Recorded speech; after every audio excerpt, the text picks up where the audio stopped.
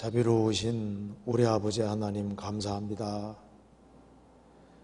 저희들을 주 예수 그리스도의 보배로운 피로 구원해 주신 것을 진심으로 감사합니다. 오늘 이 시간에도 주 성령께서 함께해 주시고 또 마음속에 궁금한 것들, 또 성경에서 궁금한 것들을 성경으로 풀어볼 수 있도록 주님께서 도와주시옵소서. 이 시간 주 성령께서 우리 마음 가운데 두루 역사해 주시고 하나님의 말씀의 뜻을 바르게 헤아려 할 수 있는 지혜를 주시고 또 말씀 가운데 살아갈 수 있는 힘을 허락해 주옵소서. 하나님의 말씀으로 영혼을 환하게 밝혀주시고 주의 복음과 영광을 위해 살 수 있도록 더욱 도와주시옵소서. 이곳 참석하지 못한 모든 분들에게도 주님께서 은혜와 사랑으로 함께해 주옵소서. 주 예수 그리스도 이름으로 기도하옵나이다. 아멘. 오늘 보니까 질문이 좋은 질문들이 많이 나와 있다고 생각합니다. 그래서 여기 질문들을 한번 같이 생각을 해보도록 하겠습니다. 점점 좋은 질문들이 많이 나오는 것 같아요. 먼저 질문 한번 생각해 보겠습니다. 요한복음 16장 8절 11절 말씀을 읽으며 궁금한 것이 있어서 질문을 드립니다. 성령이 오시면 세 가지에 대하여 세상을 책망하신다고 하셨는데 첫째 죄에 대하여, 둘째 의에 대하여, 셋째 심판에 대하여 세상을 책망하신다고 하셨습니다. 첫째 죄에 대하여는 저희가 나를 믿지 않는다는 것을 책망하시는 것은 이해가 되는데, 둘째 의에 대하여 예수님이 아버지께로 가니 너희가 다시 나를 보지 못하는데 왜 의에 대하여 책망하시는지 궁금하고, 셋째 이 세상 임금이 심판을 받았는데 책망하시는지 궁금합니다. 여기에서 세상 임금은 마귀로 이해도 되는지 궁금합니다. 요한복음 16장 봅시다. 8절에서부터 11절 잠깐 보시겠습니다. 16장 8절에서부터 11절까지 제가 읽겠습니다. 그가 와서, 성령이 와서 죄에 대하여, 의에 대하여, 심판에 대하여 세상을 책망하시리라. 죄에 대하라 하면 저희가 나를 믿지 아니하며, 의에 대하여라 하면 내가 아버지께로 가니 너희가 다시 나를 보지 못하며, 심판에 대하여라 하면 이 세상 임금이 심판을 받았음이니라. 이 구절은 참 중요한 구절입니다. 8절에 그가 와서, 그가 성령이십니다. 7절에 그러하나 내가 너희에게 실상을 말하노니 내가 떠나가는 것이 너희에게 유익이라. 내가 떠나가지 아니하면 보혜사가 너희에게로 오시지 아니할 것이요 가면 내가 그를 너희에게 보내리니. 그가 와서, 성령, 보혜사, 성령이 와서 세상을 책망하시리라. 여기 이제 성령이 와서 구원받은 사람을 책망한다 이렇게 되지 않죠. 세상을 책망하시리라. 그러니까 세상 사람들을 각성시키고 깨닫게 한다는 뜻입니다. 그러니까 성령이 오셔서 구원 안 받은 세상 사람들을 책망하신다, 각성시키고 깨닫게 하신다는 겁니다. 자, 이걸 보면은 우리가 알 수 있는 사실이 있습니다. 구원 받지 아니한 사람에게 성령이 배후의 역사 하실까 안 하실까요? 어떻게 생각하세요? 성령이 구원 안 받은 사람 배후에서 일을 하셔요, 안 하셔요? 하십니다. 그러니까 창세기 6장에서도 노아 홍수 전에도 하나님의 신이, 성령께서 세상 사람들과 씨름했다고 돼 있어요. 지금도 성령께서 불신자들 배후에 일을 하고 있는 겁니다. 그래서 사람이 태어나서 죽을 때까지 성령께서 배후에서 계속 일하시는 거예요. 성령은 언제 들어오시느냐? 내주하시는 것은 믿고 구원받을 때만 내주하시는 겁니다. 무슨 말 이해되시죠?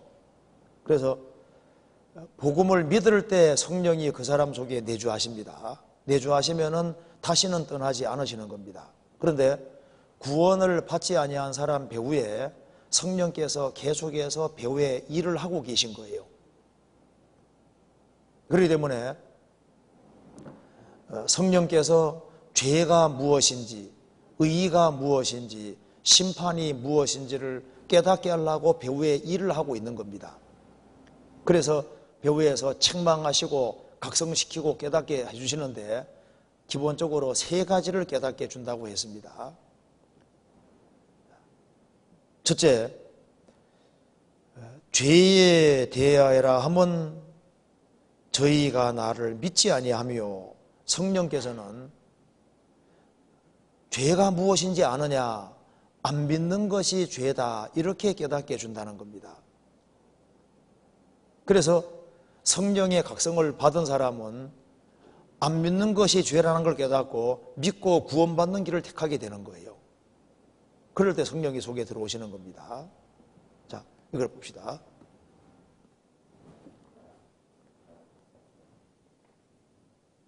자, 예수님이 십자가에 죽으실 때 다 이루었다 하셨습니다. 예수님은 영원한 숙제를 다 이루셨습니다.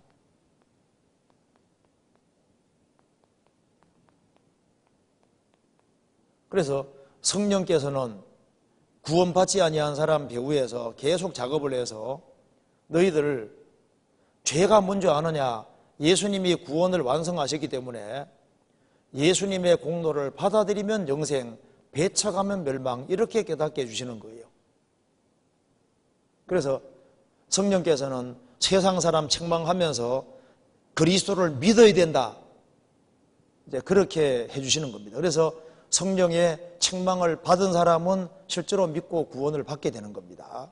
여기까지는 이해가 된다 그 말입니다. 그런데 여기 이제 의에 대하여라 하면 내가 아버지께로 가니 너희가 다시 나를 보지 못하며, 왜 이걸 책망한다고 하냐 그 말입니다. 무슨 말이냐 하면은 이거 봅시다.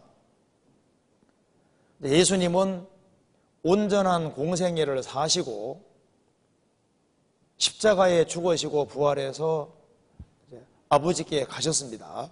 그래서 의에 대하여라 하면 내가 아버지께로 가니 너희가 다시 나를 보지 못하며, 예수님이 부활 승천하시면 지상이 없지 않습니까? 예수님이 부활 승천하신 것이 의다 그 말입니다. 예수님이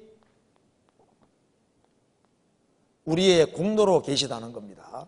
그래서 세상을 책망한다는 것이 뭐냐 하면은 예수님이 부활 승천해서 예수님이 너희 공로로 있는데 왜 너희들이 행위에 기대해서 천국 가려고 하느냐, 행위에 기대해 천국 가려는 걸 포기하고 예수님이 부활 승천해서 우리 공로로 계시니까 예수님의 공로를 받아들여야 된다, 이렇게 책망한다 그 말입니다. 무슨 말이 되세요? 그러니까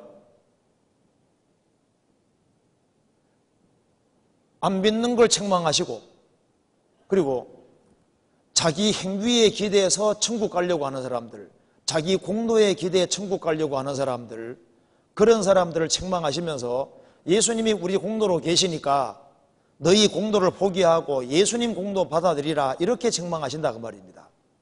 이해되세요? 심판에 대하여라 하면 이 세상 임금이 심판을 받았음이니라. 이 세상 임금은 마귀입니다. 그러니까 예수님이 십자가에 못 박히신 이 자리가 사실 예수님은 죽으시고 부활하셨기 때문에 누가 심판받은 자리냐 하면은 마귀가 심판을 받은 자리입니다. 그래서 마귀가 심판을 받았기 때문에 마귀의 권세 아래에 있는 모든 사람들은 자동으로 어떻게 되는 겁니까? 심판이다 그 말입니다. 그래서 성령께서는 마귀가 우두머리가 십자가에 심판받았기 때문에 사탄의 권세 아래에 있는 모든 사람들은 심판 아래에 있으니까 너희들 그리스도 안에 들어와야만 정죄와 심판이 없고 여기에 비록 여기에 해방이 있고 자유가 있다는 걸 알려주는 거다 그 말입니다. 그래서 이제 성령께서 세상 사람을 책망하시면서 너희들 사탄의 권세 아래에 있으면 전부 다 심판을 받는다. 왜? 우두머리인 마귀가 십자가에서 심판받았으니까 너희들이 사탄의 권세 아래에 있는 한에는 너희들은 전부 다 심판이니까 그 심판을 피하기 위해서 얼른 그리스도 안에 들어와라 이렇게 책망해 주신다 그런 뜻입니다. 이해되세요? 그러니까 구원받지 아니한 사람 배후에 성령께서 계속 작업하시면서 너희들 반드시 그리스도를 믿어야 되는 거다. 너희 공로 기대지 말고 예수님 공로만 기대라. 그리고 세상 임금 마귀가 심판받았기 때문에 너희들이 마귀 따라 살고 마귀와 운명을 함께 하면은 우두머리인 마귀가 심판받았으니까 너희들이 그 사탄의 권세 아래에 있으면 너희들은 무조건 심판이니까 심판을 피해라. 피할 수 있는 길은 십자가 공로를 받아들일 때 그리스도 안에 들어온다는 것을 말해주고 있는 겁니다. 이해되시죠? 그래서 여기에 세상 임금은 마귀를 가르치고 있습니다. 요한복음 12장 보시겠습니다. 12장 31절. 이제 이 세상에 심판이 이르렀으니 이 세상 임금이 쫓겨나리라. 이제 이 세상에 심판이 이르렀으니 이 세상 임금이 쫓겨나리라. 자, 마귀를 뭐라 그랬습니까? 이 세상 임금이라고 했습니다. 그래서 예수님께서도 이 세상의 임금을 마귀라고 하셨다는 것이 좀 중요한 얘기입니다. 이 세상 임금 마귀가 있는 거예요. 그래서 성경에서 마귀를 이 세상 신이라고 한 겁니다. 영적인 존재가 배후에 있는 거예요. 성경 고린도후서 4장 보시겠습니다.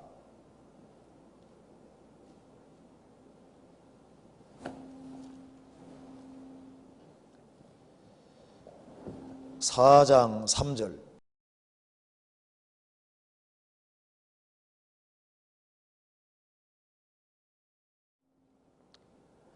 만일 우리 복음이 가리웠으면 망하는 자들에게 가리운 것이라.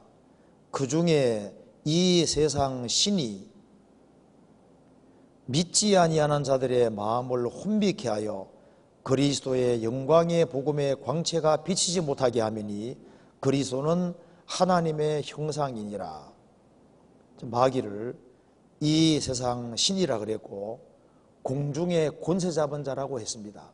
하늘에 있는 악의 영들이라고 했는데요, 이 세상 임금 마귀가 있는 겁니다. 그래서 이 십자가는 바로 마귀가 심판받은 자리인 거예요. 그래서 이제 성령이 세상 사람을 책망하시는데 성령이 속에 쏙 들어온 사람이잖아요. 죄의 사함을 얻어라 그리하면 성령을 선물로 받으리니, 성령이 속에 싹 들어온 사람은요, 아하, 안 믿는 게 제일 큰 죄라는 걸 확실히 깨닫잖아요. 그죠? 구원받은 사람은 예수님이 우리 공로로 계시니까 내가 공로 세울 필요가 없잖아요. 공로 세워 천국 가는 게 아니잖아요. 그리고 십자가는 마귀가 심판받고 내 죄가 심판받은 자리이기 때문에 나에게는 다시는 정죄와 심판이 없다는 걸 확실히 깨닫게 되는 겁니다. 그게 이제 구원받은 사람과 안 받은 사람 차이인 거예요. 그렇죠? 이거 이해되시죠? 이게 설명 더 안 해도 되겠죠? 이거 이해 안 되면 설명 다시 해야 되는데. 이해하십시오. 그래서 이 구원 안 받은 사람은 우리가 이걸 보면 금방 알 수 있어요. 구원 안 받은 사람은 이제 금방 확인이 됩니다. 자, 이거 봅시다. 구원 안 받은 사람은 죄를 생각하는 것이 달라요. 구원 안 받은 사람은 틀림없이 이렇게 생각합니다. 착하게 살아가고 열심히 살아가고 바르게 살아가는 사람은 야, 저 사람은 좋은 데 가겠다 이렇게 생각하는 거예요. 아, 교황 무조건 천국까지, 테레사 수녀 무조건 천국까지, 좋은 일 많이 하는 사람 무조건 좋은 데 갈 거라 생각합니다. 그리고 막 죄를 많이 짓는 사람은 저런 인간은 무조건 지옥 이렇게 생각하는데 구원 받고 나면 죄에 대한 생각이 싹 바뀌잖아요. 구원 받고 나면 이런 생각이 듭니다. 한 사람이 착하게 열심히 살아가면요, 착하게 살아가는 건 물론 좋지. 그런데 저 사람이 예수님의 완전한 공로를 받아들이고 살고 있는 것일까 궁금해지는 게 자꾸 좀 캐묻게 되는 거예요. 공로 믿고 있는지 안 믿고 있는지. 또 죄 가운데 살아가는 사람 보면요, 무조건 틀렸다고 생각하는 게 아니라 저 사람도 예수님이 완성해 놓은 이 복음 진리를 받아들이면 천국 갈 수 있다는 걸 알기 때문에 어떻게 하든 간에 잘해줘서라도 이 복음을 믿게 해주려고 노력하게 되는 겁니다. 그렇죠? 그리고 이제 구원 안 받은 사람은요, 착하게 살아 천국 가려고 하거든요. 결국은 자기가 공로 세워 가려고 하는데, 구원 받은 사람은 주님이 자기 의로 계시는 줄 알고 있으니까 신앙의 동기가 달라요. 천국 가려고 열심히 사는 것이 아니거든요. 주님 공로는 충분하니까. 그래서 바르게 살아가는 동기가 정말 주님 은혜와 사랑이 고맙고 감사하니까 열심히 살아가는 거고, 또 바르게 살아가는 걸 주님이 기뻐하시니까 바르게 살아가고, 또 바르게 살아가면 주님이 그걸 다 계산해 상 준다고 하셨잖아요. 그러니까 바르게 살아가는 것이지 천국 가려고 열심히 살아가는 건 아니다 그 말입니다. 그리고 구원받은 사람은 예수님이 내 대신 심판 다 받았기 때문에 나는 다시는 심판이 없다는 걸 아는 겁니다. 예수님이 심판받았으니까 구원받은 사람은 심판받을 수가 없는 거예요. 그죠? 예수님 다 받으셨으니까. 자, 그 다음 질문 봅시다. 마태복음 25장 21절에서 28절은 각자의 달란트에 따라 최선을 다하면 주님은 똑같이 칭찬해 주신다는 내용입니다. 그러나 누가복음 19장 11절에서 22절은 각자 남긴 것에 따라 상급이 다르니 주님을 위해 힘써 노력해야 함을 말씀해 주십니다. 그러면 달란트가 적은 자는 억울하지 않나요? 억울할 게 없습니다. 자, 왜 그러냐면 봅시다. 자, 이 마태복음 25장 봅시다. 달란트 비유 먼저 봅시다.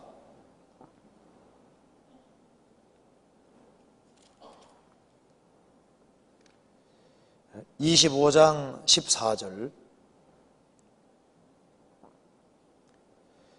또 어떤 사람이 타국에 갈새 그 종들을 불러 자기 소유를 맡긴 것 같으니 각각 그 재능대로 하나에게는 금 5달란트를, 하나에게는 2달란트를, 하나에게는 1달란트를 주고 떠났더니 5달란트를 받은 자는 바로 가서 그것으로 장사하여 또 5달란트를 남기고 2달란트를 받은 자도 그같이 하여 또 2달란트를 남겼으되 1달란트를 받은 자는 가서 땅을 파고 그 주인의 돈을 감추어 두었더니 오랜 후에 그 종들의 주인이 돌아와 저희와 회개할세 5달란트를 받았던 자는 5달란트를 더 가지고 와서 가로되 주여 내게 5달란트를 주셨는데 보소서 내가 또 5달란트를 남겼나이다.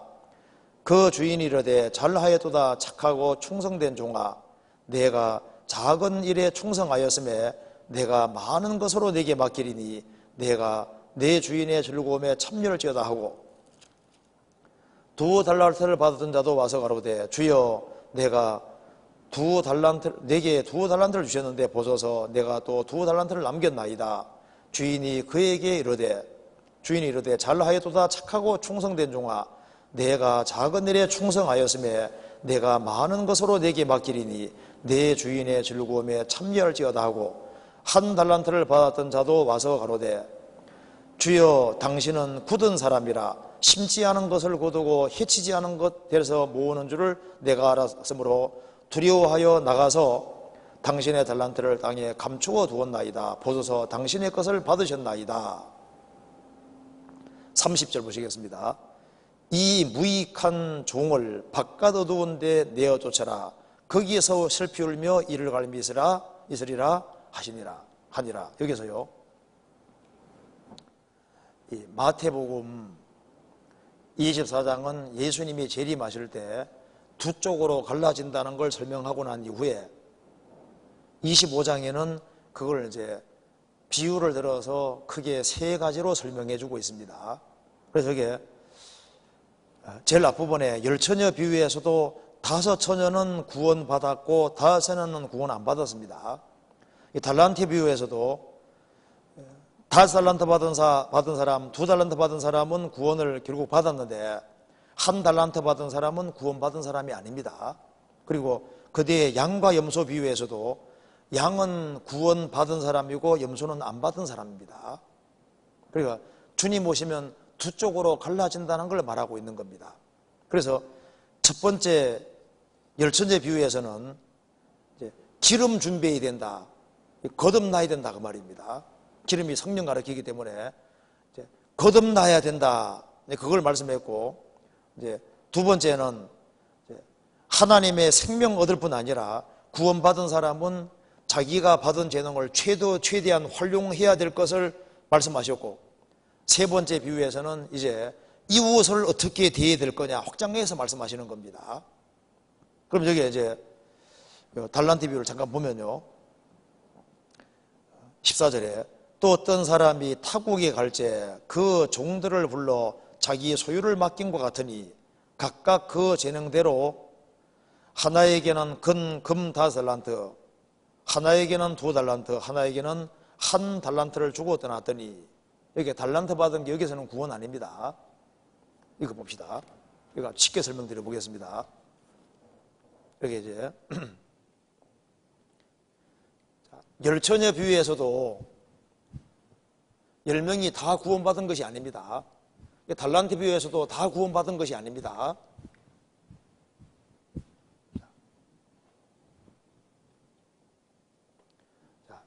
재능 따라서 한 사람에게는 5달란트,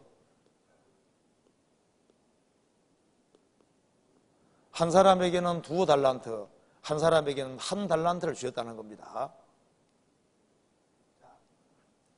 사람은, 특별히 이스라엘 사람들은 날 때부터 하나님의 택하심 받은 백성이고 하나님께서 많은 달란트와 재능을 주셨습니다. 구원받지 아니한 사람도, 이방인도 많은 달란트가 주어져 있는데, 사람은 하나님의 형상대로 지음받았기 때문에 그 속에 영이 있고 양심이 있고 하나님을 찾는 마음이 있고, 그리고 속에서 영혼 문제를 해결하자 마음이 계속 올라오게 돼 있는 거예요. 정도 차이가 있지만은. 그래서 여기에 5달란트 받은 사람이 5 남겼다고 했습니다. 5을 남겼다. 남겼다는 말 속에 구원이 포함되어 있는 겁니다. 왜냐하면 구원받지 아니하고는 남길 수가 없거든요. 그러니까 이게 무슨 말이냐면은 5달란트 받은 사람은 이 재능을 활용해서 구원을 받고 재능을 최대한 활용해서 5 남겼다는 겁니다. 2달란트 받은 사람도 자기가 받은 재능을 활용해서 구원을 받고 그 다음에 2달란트를 남긴 거예요. 1달란트 받은 사람은 어디에 묻어뒀습니까? 땅 속에 묻어뒀다 그랬죠? 땅에 딱 묻어뒀습니다. 쉽게 말해서 하나님의 형상대로 지음받은 인생이 육체가 전부라고 생각하고 육체보다 엄청 귀한 영혼이 속에 있잖아요. 그런데 땅에 묻어뒀다고 했습니다. 그러니까 모든 재능을 하나도 활용하지 않고 땅에 딱 묻어뒀다는 게 뭐예요? 오로지 땅의 것을 추구하고 생을 사는 것을 가르치는 거예요. 그러니까 이 사람은 구원도 안 받고 남기지도 않은 겁니다. 그러니까 쫓겨나는 게 당연하잖아요. 무슨 말 이해되시죠? 그러니까 사람은 일생 살아가면서 영혼이 주어져 있고 신찾는 마음이 주어져 있고 하나님이 성경도 주시고 믿을 수 있는 기회를 주시잖아요. 그러니까 사람은 그걸 활용해서 그 사람이 구원받고 난 이후에 자기가 받은 재능을 최대한 활용해서 하나님께 영광을 돌려야 되는 거예요.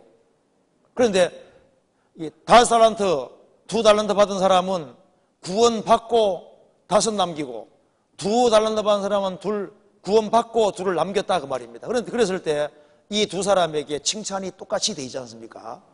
한번 봅시다. 여기에 21절 보시겠습니다. 5달란트 받은 사람에게 5 남긴 사람에게 말씀하시죠. 그 주인이 이르되 잘하였도다 착하고 충성된 종아 내가 작은 일에 충성하였음에 내가 많은 것으로 내게 맡기리니 내 주인의 즐거움에 참여할지어다 하고 그 다음 그 뒤에 봅시다. 23절 2 남긴 사람에게 그 주인이 이르되 잘하였도다 착하고 충성된 종아 내가 작은 일에 충성하였음에 내가 많은 것으로 내게 맡기리니 내 주인의 즐거움에 참여할지어다 하고 칭찬이 똑같이요. 그러니까 5달란트 받은 사람은 구원받고 최선 다해서 5을 활용한 거예요. 2달란트 받은 사람들도 이제 2를 남긴 겁니다. 1 달란트 받은 사람은 구원받고 1 달란트 남기면은요 칭찬이 똑같잖아요. 자, 그럼 여기 봅시다. 5달란트 받은 사람이 2 남기면 어떻게 될까요? 남기긴 남겼을지라도 이 사람보다는 칭찬을 크게 받을 수 없는 거예요. 그렇죠? 5달란트 받은 사람이 3을 남기고 4을 남겼을 때 이 사람보다는 더 많은 걸 남겼지만은 칭찬은 이 사람이 더 받게 돼 있다 그 말입니다. 그렇잖아요. 그러니까 이걸 보면은 남하고 비교할 필요가 없는 거예요. 이 세상 평가하고 주님 평가가 상당히 다르다는 걸 알 수 있습니다. 예를 들어 봅시다. 어느 사람 막 머리가 막 엄청 좋거든요. 공부 조금 해도 100점 나와요. 어느 사람 막 머리가 아주 나빠가지고 막 아무리 공부 열심히 해도 60점밖에 안 나와요. 사람은 100점 맞은 사람을 칭찬해 주겠지만 주님은 아닙니다. 하나님은 사람을 정확히 평가할 수 있는 능력이 있는 분인 거예요. 그래서 과부가 부자는 풍족한 중에 많이 넣었지만은 가난한 과부는 가난한 중에 부차한 중에 2랩돈을 집어넣었을 때 주님이 최고 많이 집어넣었다 그랬죠? 그러니까 주님 평가가 완전히 다른 거예요. 그러니까 주님은 양으로 계산하는 분이 아니라는 걸 알 수 있잖아요. 그리고 여기에 1 달란트 받은 이 사람은 땅에 감춰뒀다는 것이 뭐예요? 천년 활용하지 않은 겁니다. 그러니까 하나님 형상대로 지음받은 사람이 그 달란트를 땅에 감춰뒀다는 게 뭐예요? 오로지 육체가 전부라고 생각하고 땅의 것을 추구하고 눈에 보이는 것을 추구하고 살아가는 사람들, 어떤 사람 보면요 정말 세상적으로 재능이 많아요. 그래서 구원을 받아야 되는데 영적인 건 활용을 전혀 하지 아니하고 오로지 모든 재능을 땅에만 투자하는 사람 있잖아요. 금세만. 그 사람은 1 달란트를 가지고서 활용 전혀 안 하는 사람하고 똑같은 거예요. 그래서 사람으로 태어난 이상 사람은 영혼이 주어져 있고 또 우리 시대에 믿을 수 있는 기회가 주어져 있기 때문에 최대한 활용해서 구원을 확실하게 받고 구원받은 이후에 자기가 받은 분량 안에서 최선 다해 생을 살아가는 게 필요하다 그 말입니다. 남하고 비교할 것이 없어요. 자기 주어진 위치 안에서 최선 다하는 것이 필요한 겁니다.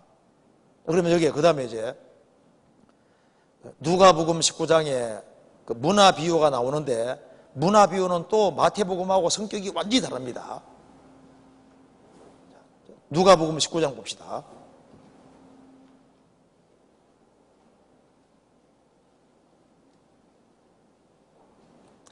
간단하게 설명드리겠습니다. 19장 12절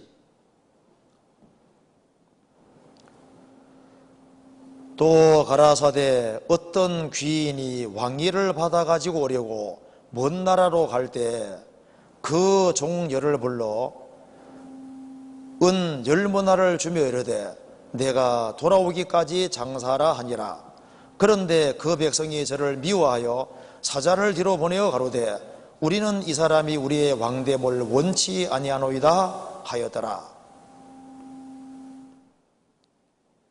귀인이 왕위를 받아가지고 돌아와서 은준 종들의 각각 어떻게 장사한 것을 알고자 하여 저희를 부르니, 이 말씀에서 이거 봅시다.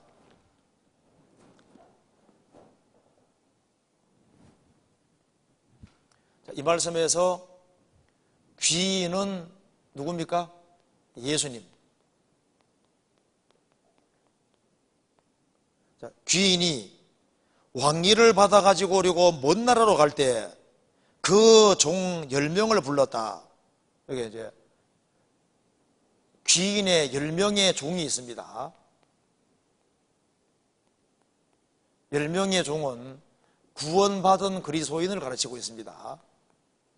그걸 왜 알 수 있냐 하면은 그 뒤에 보면은 그런데 14절에 그런데 그 백성이 저를 미워하여 사자를 뒤로 보내어 가로되 우리는 이 사람이 귀인이 우리의 왕됨을 원치 아니하노이다 하였더라.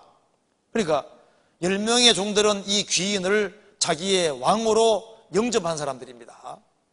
그런데 이 백성들은 예수님이 왕되는 걸 원치 않았는데, 이 백성들은 예수님이 왕되는 걸 원치 않는 백성들은 예수님이 재림하시니까 뭐로 바뀌었습니까? 원수로 바뀌었습니다. 그 뒤에 봅시다. 27절 그리고 나의 왕됨을 원치 아니하던 저 원수들을 이리로 끌어다가 내 앞에서 죽이라 하였느니라.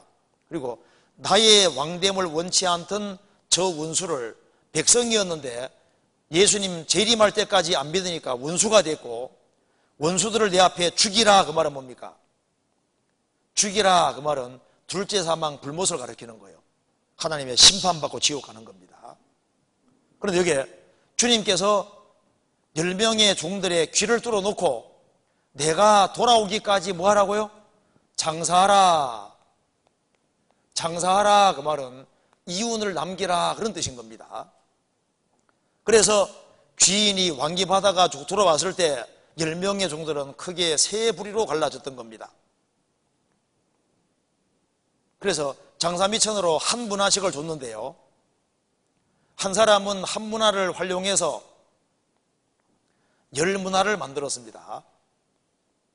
하나가 불어서 10개가 된 겁니다. 그래서 주님께서 칭찬해 주시면서 10골 권세를 차지하라 이렇게 말씀하셨습니다. 이 문화는 우리나라 돈으로 한 300만 원 내지 500만 원 됩니다. 이걸 이제 활용해서 10문화를 만드니까 10골 차지하라고 했습니다. 한 사람은 한 문화로 5문화를 만들었습니다. 너도 5골 차지하라. 한 사람은 한 문화를 수건에 싸두고 그냥 가져왔어요. 그래서 이 사람은 아무 상이 없게 되었습니다. 자, 하나가 불어 5개 됐는데 예수님 말씀하시기를, 야, 너 참 머리 나쁘다. 너 이 은을 은행에 딱 예치해 두면은 이자가 나오는데 너 왜 이자도 없느냐? 이 사람 은행에 예치만 해두면은 이자가 나오니까 한 문화도 안 뺏기고 이자까지 더 붙으니까 고울 하나에다가 플러스 하나가 되지 않습니까? 그렇죠? 그럼 이 사람은 은행에 예치만 해놔도 부끄럽게 안 되는 거예요. 은행이 장사 잘하는 은행이 어디입니까? 교회입니다. 교회. 교회 자리만 잘 차지하고 있어도 이자가 나오는데 너는 왜 의지도 없느냐? 구원받고 구원받은 무리 가운데 잘 붙어 있기만 해도 도시 하나는 그냥 굴러 들어오는 거예요. 여기에 문화가 뭘 가르치냐 하면은 기본 상급을 가르치는 겁니다. 자, 그런데 보세요. 여기 이제 질문 내용이 좀 중요한 겁니다.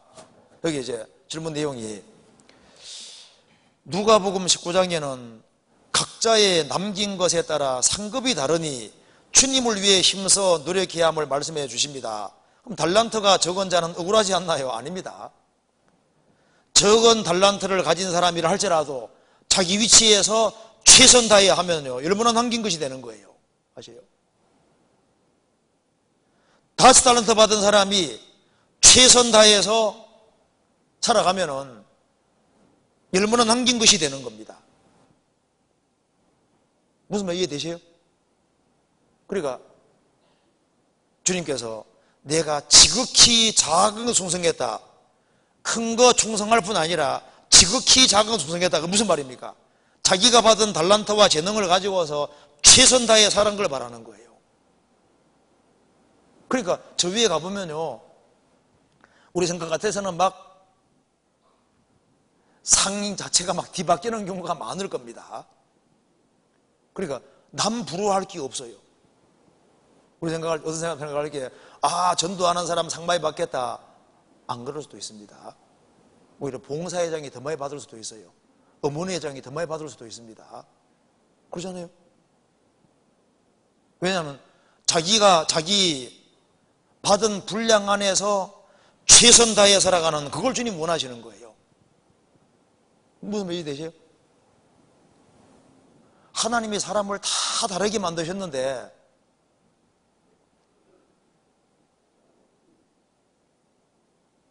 자기가 지원 받았을 때 나와 똑같은 사람은 한 명도 없잖아요. 그죠? 그렇기 때문에 구원받고 난 이후에 내가 할 수 있는 한 최선 다해서 하는 거예요. 최선 다해서. 과부는 구차한 중에 정말 둘의 돈밖에 안 되는데 그게 자기 생활비 전부이기 때문에 그걸 주님께 드리잖아요. 주님 말씀하시기를 최고 많이 드렸다 그랬거든요. 그러니까 어떤 사람은 어려운 중에 정말 진지하게 신앙생활을 합니다. 그래서 주님 보실 때 그 하루를 최선 다해 살아갈 때 주님이 그걸 크게 보시는 거예요. 큰일을 해야만 큰일이 아닙니다. 그러니까 자기 분량 안에서 최선 다했을 때 칭찬이 똑같잖아요. 그러니까 2달란트 받은 사람은 2 남길 때 주님 앞에 가면은 틀림없이 큰 칭찬 받게 돼 있는 거예요. 5달란트 받은 사람이 자기는 받은 재능이 많다고 해서 대충대충 하면서 2달란트 받은 사람보다는 많이 남기니까 나는 더 큰 상 받을 거다. 가보면은 아닐 거다 그 말입니다. 그래서 자기가 받은 재능 안에서 자기 주어진 일을 꾸준히 성실하게 하는 그것이요, 최선 다해서 하는 그게 중요한 거예요. 그래서 성경은 배우면 배울수록 이거 남 쳐다볼 게 아니다. 지금 내가 받은 재능과 분량 안에서 자기 할 것을 묵묵히 하는 거예요. 왜? 상은 주님이 주시는 거니까. 그래서 생각하고 남 부러워할 이유가 없습니다. 부러워하지 말고 하루하루를 성실하게 최선 다해 살아가는 것이 필요하겠습니다. 그래서 달란트가 적은 자 우울할 게 없어요. 1달란트 받은 사람은 구원받고 1달란트 남기면 되는 거예요. 그러잖아요. 여기 문화비유에서도 하나로 한 문화 가지고 5 남긴 사람은 지극히 작은 것에는 충성하지 않았습니다. 그죠? 자기 생각할 때 굵직굵직한 건 했는데 작은까지 세심하지를 못했어요. 그러니까 자기 달란트를 최대한 활용한 건 아니잖아요. 그렇잖아요. 그러니까 우리가 생각할 때 그 상과 영광의 차이가 우리 생각하는 거하고 상당히 다를 수 있습니다. 그래서 달란트가 적은 자 우울할 게 없어요. 그래서 나도 저 사람 되면 좋겠다, 그거 생각할 필요 없습니다. 그럴 필요 없어요. 최선만 다하면 되겠습니다. 자, 그리고 여기에 그 다음 질문에 바울은 왜 성도들의 도움을 받지 않았나요? 성도들도 희생함으로써 하늘의 상금을 쌓는다는 생각으로 바울에게 베풀었을 텐데 왜 굳이 바울은 힘든 와중에서도 일을 하며 복음을 전했나요? 지금이야 바울이 위대하다는 걸 알지만은 초대교회 성도들이 바울을 제대로 알아봤으면 얼마나 좋았겠어요. 그런데 못 알아봤습니다. 그래서 바울이 항상 일을 한 것은 아니었습니다. 바울의 직업이 뭔지 아시죠? 장막 깁는 일을 했습니다. 그런데 항상 장막 깁는 일을 한 것은 아니고 귀에 있을 때마다 장막 깁는 일을 했던 겁니다. 그런데 여기 이제 질문 중에 좀 좋은 질문이 바울은 왜 성도들의 도움을 받지 않았나요? 바울을 도와준 성도들도 있습니다. 그런데 대다수는 바울을 잘 못 알아봤어요. 신약 성경을 14권 기록한 위대한 바울 사도를 잘 못 알아봤습니다. 그래서 가장 육신적인 교회가 고린도 교회죠. 그 고린도 교회가 바울 사도를 판단하고 바울 사도에 대해서 잘못된 생각을 가지고 있었습니다. 그리고 거짓 일꾼들에게 이간돼서 그 바울 사도를 멀리하고 바울 사도에게 마음 닫기도 했습니다. 그렇잖아요. 자, 성경 한번 찾아봅시다. 고린도전서 4장 보시겠습니다.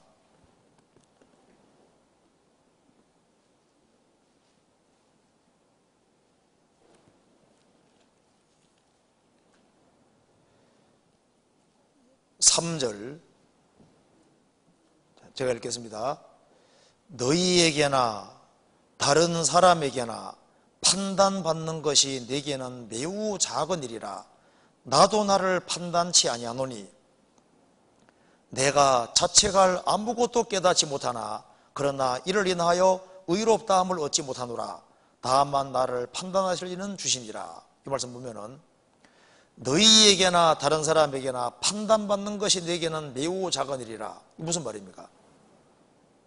육신에 빠져있는 고린도 성도들이 바울 사도를 판단했습니다. 바울 사도를 판단하는 사람이 바울 사도를 대접하겠어요?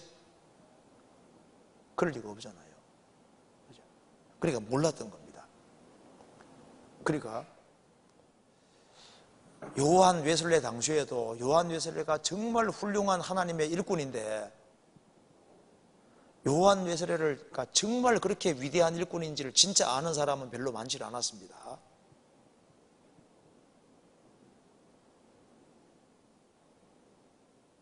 그래서 여기에 이 바울 사도를 참 대접을 잘해주면 참 얼마나 상을 많이 받았겠어요. 그죠? 그런데 바울 사도를 대접해주기는커녕 나중에는 다 많이 버립니다. 성경 찾아봅시다. 디모데후서 4장. 디모데후서 4장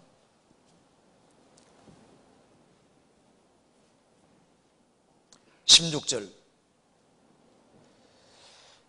내가 처음 변명할 때 나와 함께한 자가 하나도 없고 다 나를 버려서나 저희에게 허물을 돌리지 않기를 원하노라. 내가 처음 변명할 때 나와 함께한 자가 하나도 없고 다 나를 버렸다. 그러나 저희에게 허물을 돌리지 않기를 원한다. 그런데 이 바울 사도를 정말 귀하게 생각하고 열심히 도운 사람들도 있었습니다. 그런 사람은 복을 받았잖아요. 디모데후서 1장 15절. 아시아에 있는 모든 사람이 나를 버린 일을 내가 아나니 그 중에 부겔로와 흐모게네가 있느니라. 원컨대 주께서 오네시모로의 집에 긍휼을 베푸시옵소서. 저가 나를 자주 유쾌케 하고 나의 사설에 메인 것을 부끄러워 아니하여 로마에 있을 때 나를 부지런히 찾아 만났느니라. 원컨대 주께서 저로 하여금 그날에 주의 긍휼을 얻게 하여 주옵소서. 또 저가 에베소에서 얼마큼 나를 섬긴 것을 내가 잘 아느니라. 그러니까 바울 사도를 다 버린 일이 있었는데 특별히 오네시모로의 집이라고 표현한 이유가 뭐냐면 오네시모로뿐 아니라 그 아내와 그 집안 식구들 전체가 정말 바울 사도를 귀하게 생각했던 겁니다. 그래서 그 집에 긍휼을 베푸시옵소서. 저가 나를 자주 유쾌케 하고 나의 세살에 메인 것을 부끄러워 아니하여 로마에 있을 때 나를 부지런히 찾아 만나느니라. 자주 왔다는 얘기지 않습니까? 그래서 원컨대 주께서 저로 하여금 그날에 주님 앞에 서는 그날 주의 긍휼을 얻게 하여 주옵소서. 저가 에베소에서 얼만큼 나를 섬긴 것을 내가 아느니라. 그런데 고린도 성도들은 그렇지를 못했습니다. 고린도 후서 11장 보시겠습니다. 11장 5절.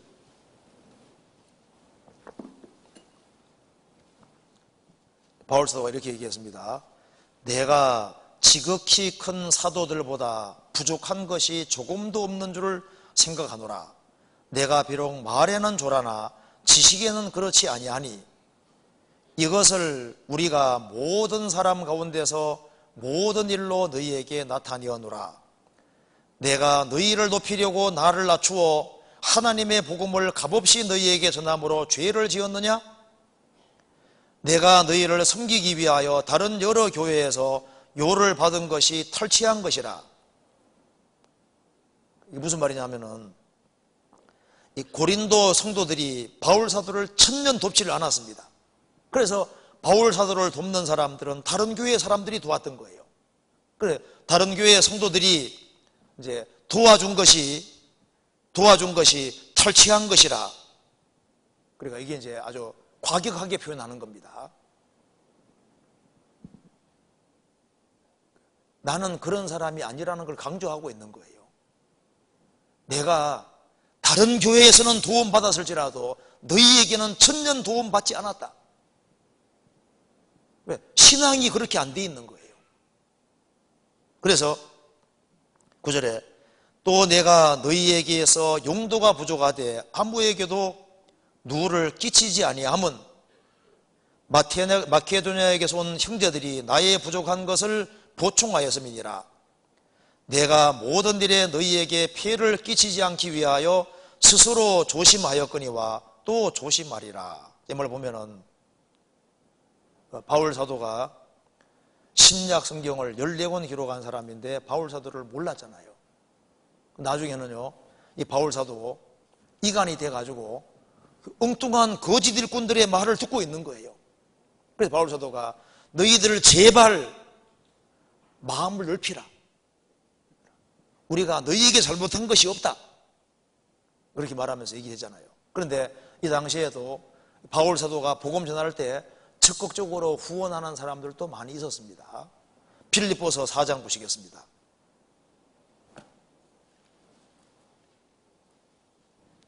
(4장)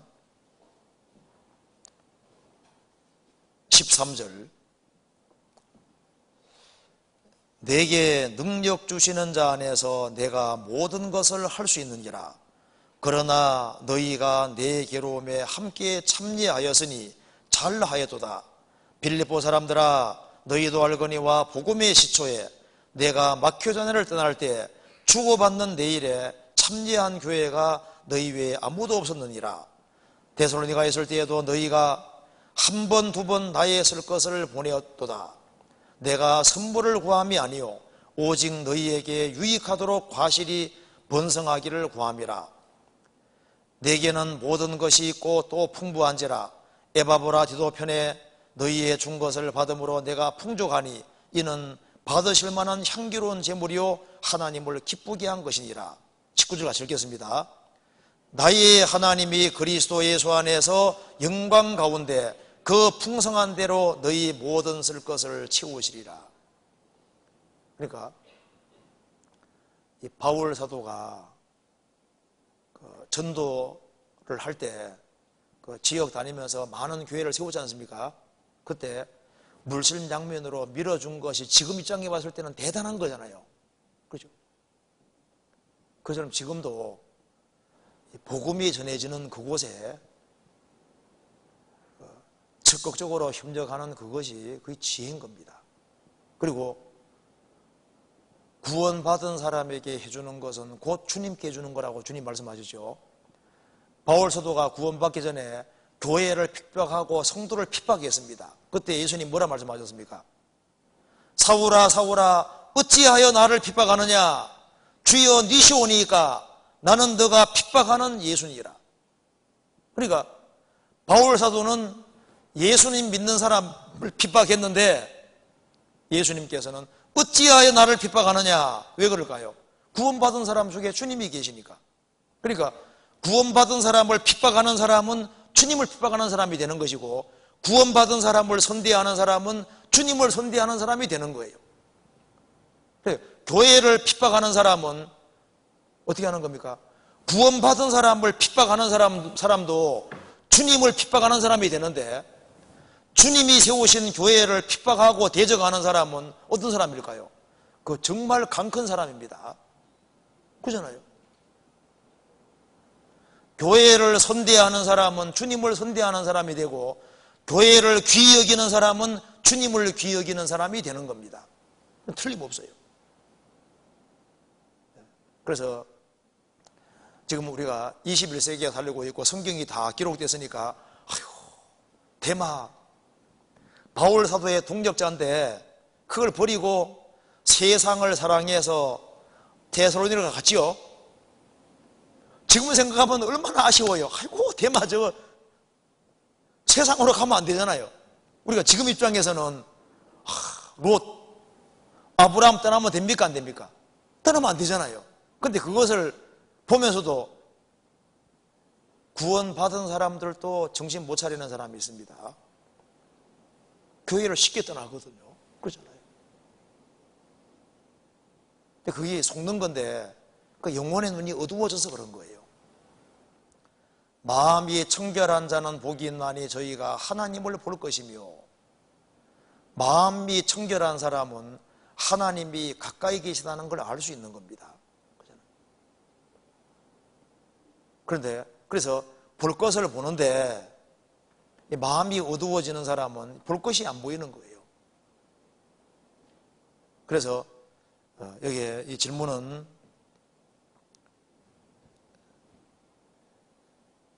성도들도 희생함으로 하늘의 상금을 받는다는 생각으로 바울에게 베풀었을 텐데 그랬으면 오죽 좋겠어요. 무슨 말 이해되시죠? 그게 몰랐던 거예요. 지금도 이 교회가 얼마나 중요한지를 알 수만 있으면요 얼마나 좋겠어요. 그런데 아는데 잘 모르잖아요. 그죠? 교회 안에서 앞장서서 일하는 사람들 많잖아요. 그 수고하는 사람들을 위해서 기도해주고, 그리고 정말 그 선대하고, 이게 다 복받는 길이 되는 거예요.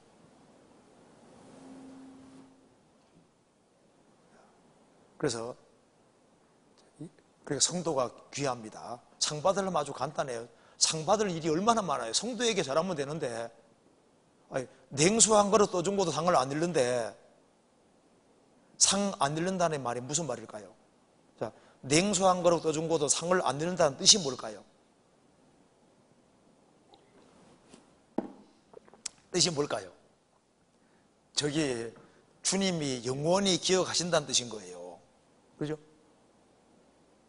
그리고 그것이 주님 앞에 가면 다 드러나게 되고 모든 성도들이 다 알게 되는 거예요. 그러잖아요.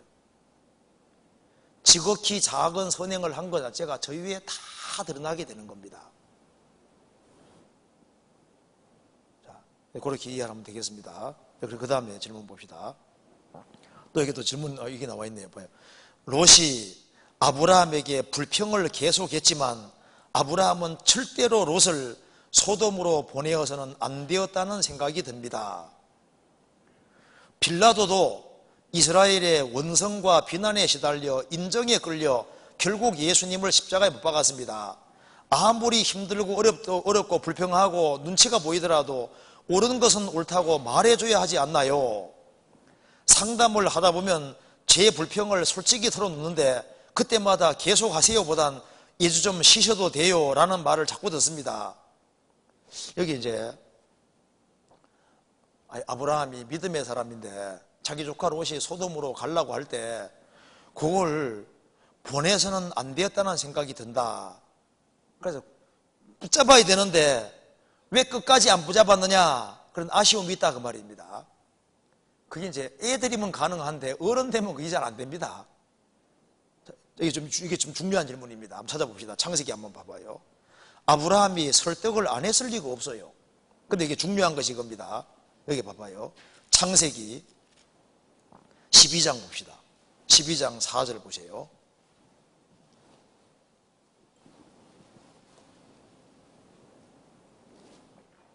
4절 같이 읽겠습니다. 이에 아브라함이 여호와의 말씀을 쫓아갔고 롯도 그와 함께 갔으며 아브라함이 하란을 떠날 때 그 나이 75세였더라. 자, 아브라함은 여호와의 말씀을 쫓아갔고 롯은 여호와의 말씀을 쫓아가는 것보다는 자기 아버지가 일찍 돌아가셨기 때문에 삼촌 아브라함을 아버지처럼 생각을 하고 따랐던 거예요. 그래서 롯은 아브라함을 쫓아갔고 하나님 말씀보다는 아브라함 붙잡고 갔던 거예요. 그게 중요한 차이가 있는 겁니다. 그리고 이제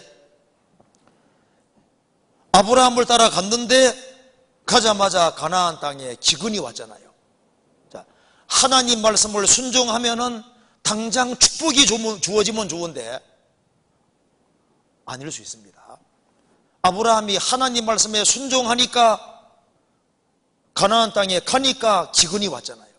그렇죠? 우리가 하나님 말씀대로 하면은 형통하냐? 아닌 경우가 있습니다. 하나님 말씀대로 하면 오히려 어렵게 되는 상황도 생기는 거예요. 무슨 말이 되죠? 그래서 하나님 말씀을 순종해도 오히려 더 어렵게 될 수 있는 경우가 있습니다. 그래서 이제 아브라함이 기근이 심하니까 기근 피해서 에집트로 내려가게 됩니다. 에집트에 내려갔다가 아내 빼앗길 뻔했지 않습니까? 아주 혼이 나서 이제 가나안 에집트에서 돌아오게 되는 겁니다. 그런데 이 당시에 에집트가 아주 융성한 도시입니다. 도시니까 아브라함은 이제 애굽에 내려갔다가 오면서 다시 신앙이 완전히 회복이 됐습니다. 창세기 13장에 보면은 아브라함은 처음 단사한 곳에서 여호와 이름을 부르고 신앙이 완전히 회복이 됐어요. 그런데 롯은 달랐습니다. 롯은 아브라함과 같이 갈대아 우르에 살던 사람이잖아요. 우르가 그 당시에 아주 화려한 도시였습니다. 그리고 이제 아브라함 따라서 이제 하란까지 왔는데 하란은 사통팔달 도시입니다. 하란은 굉장히 융성한 도시고 살기가 아주 좋은 도시고 교통의 요지고 그래서 아브라함이 아버지 데라가 아예 물 한 잔 버렸잖아요. 그래서 도시 생활에 좋게 있었던 겁니다. 롯도. 그런데 이제 아브라함 따라서 이제 가나안 땅에 왔는데 이집트에 내려가 보니까 이집트는 더 발달된 도시거든요. 그러니까 이제 우르에 살다가 하란 살다가 그 다음에 가나안 땅 들어왔는데 기근 피해서 이집트에 내려가서 보니까 이집트가 보통 도시가 아닌 거예요. 그래서 롯은 이집트에 들어갔다가 나오는 사이에 마음속에 뭐가 들어갔습니까? 세상 사랑이 들어갔던 겁니다. 세상 사랑이 들어가면 못 말립니다. 그래서 아브라함하고 같이 이제 가나안 땅에 돌아왔을 때 아브라함은 신앙이 회복되지만 롯은 마음속에 도시 생활을 해야 되겠다고 마음을 딱 굳히는 겁니다. 자기 삼촌을 보니까 평생 텐트에 살 사람입니다. 그래서 갈대아 우르에 있을 때도 이 아브라함을 알잖아요. 하나님 땅에 있을 때도 아브라함을 알고 가나안 땅에 들어왔을 때도 아브라함을 알고 아브라함과 같이 오랫동안 살았던 사람이 롯이기 때문에 롯은 아브라함이 마음이 요지부동이라는 걸 아는 거예요. 그래서 이 아브라함하고 계속 살아서는 육신적으로는 별로 좋을 게 없다는 걸 아는 겁니다. 그래서 나는 젊기도 젊은데 아브라함과 같이 평생 텐트에 살아야 될 거냐 생각하니까 아브라함을 벗어나고 싶은 마음이 있는데 구실이 있어야죠. 구실이. 그래서 이제 아브라함의 가축의 목자와 롯의 가축의 목자 사이에 다툼이 생기니까 그 기회를 이용해서 분리되는 길을 택하는 겁니다. 자, 그 뒤에 봅시다. 13장 6절에 보시겠습니다. 그 땅이 그들의 동거함을 용납치 못하였으므로 곧 그들의 소유가 많아서 동거할 수 없음이니라. 그러므로 아브라함의 가축의 목자와 롯의 가축의 목자가 서로 다투고 또 가나안 사람과 브리스 사람도 그 땅에 거하였더라. 이방 사람이 같이 있는 상태에 다투니까 이것이 덕이 안 되잖아요. 그래서 8절에 아브라함이 롯에게 이르되 우리는 한 골육이라 나나 너나 내 목자나 내 목자나 서로 다투게 말자. 내 앞에 온 땅이 있지 아니하냐. 나를 떠나라. 내가 좌하면 나는 우하고 내가 우하면 나는 좌하리라. 자, 왜 이런 제안을 했을까요? 아브라함이 롯을 압니다. 이 롯이 아브라함하고 같이 안 살라고 벌써 눈치를 많이 줄 뿐 아니라 마음과 마음이 서로 비치지 않습니까? 같이 살다 보니 같이 있다 보니까 같이 살 사람이 아닌 거예요. 독립하려고 합니다.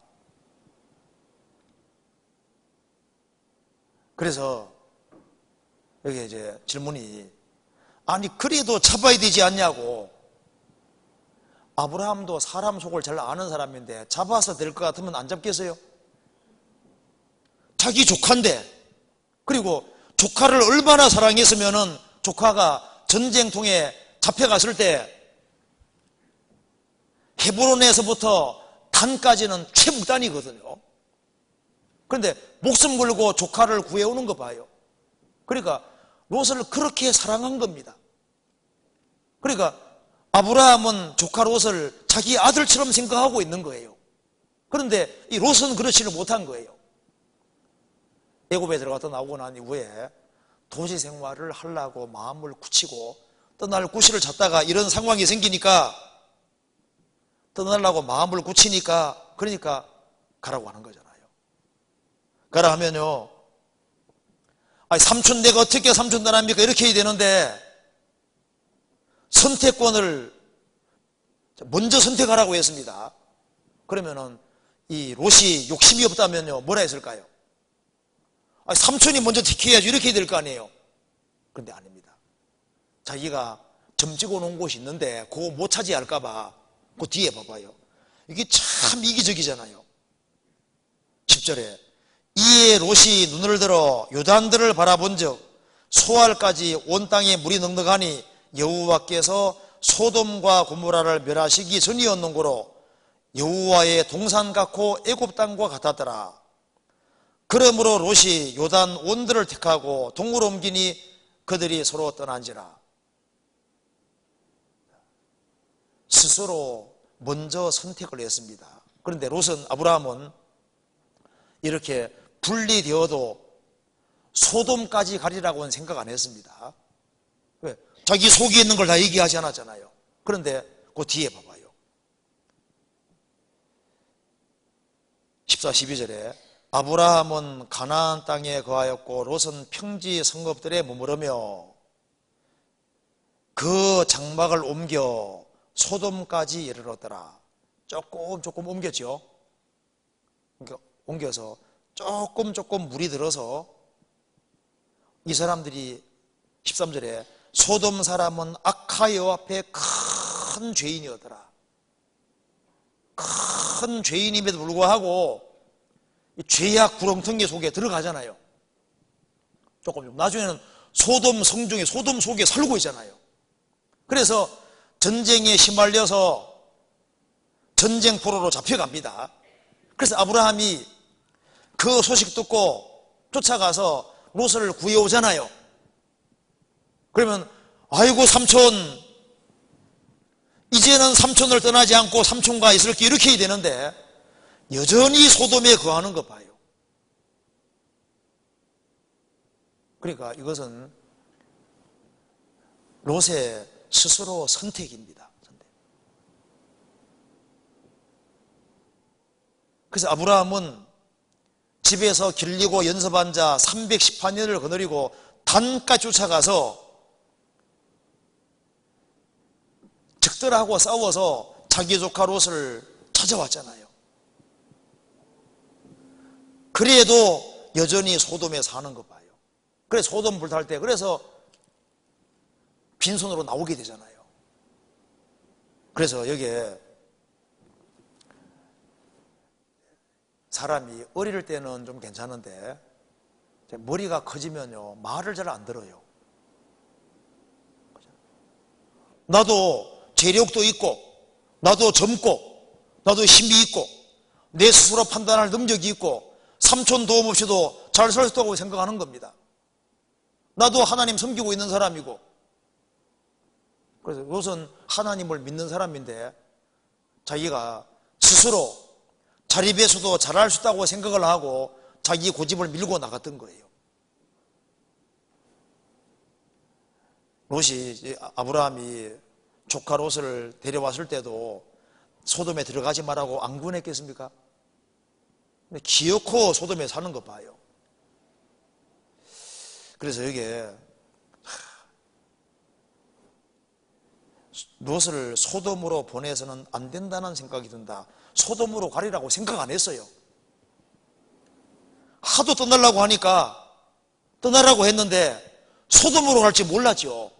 조금 옮겨가지고 소돔으로 들어가는 거 봐요. 그리고 이제 소돔 전쟁에 잡혀가면은요, 그 징계입니다. 그 징계 받으면서도 징계 받는지도 모르는 거 봐요. 그 미련한 것도 성경에 징계라 그랬거든요. 그래서 여기에 우리가 권하긴 권해도 끝까지 권해도 안 듣는 사람들이 있습니다. 자기 자식도 말을 잘 안 듣는데 조카가 삼촌 말을 듣는데 계속 들으면 오직 좋겠어요. 머리 커지면 그게 잘 안 되는 거예요. 그래서 처음부터 순종하는 길을 택하고 아브라함이 하나님의 사람이기 때문에 아브라함과 같이 동고동락하는 길을 정말 택했다면 아브라함의 충고를 받아들이고 같이 살았다면요, 그러면 그는 진짜 위대한 사람이 되는 거예요. 그렇잖아요.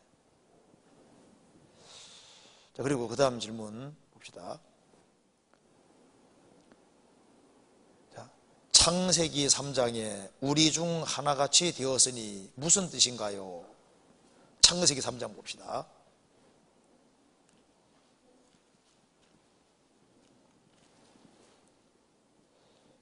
창세기 3장 22절.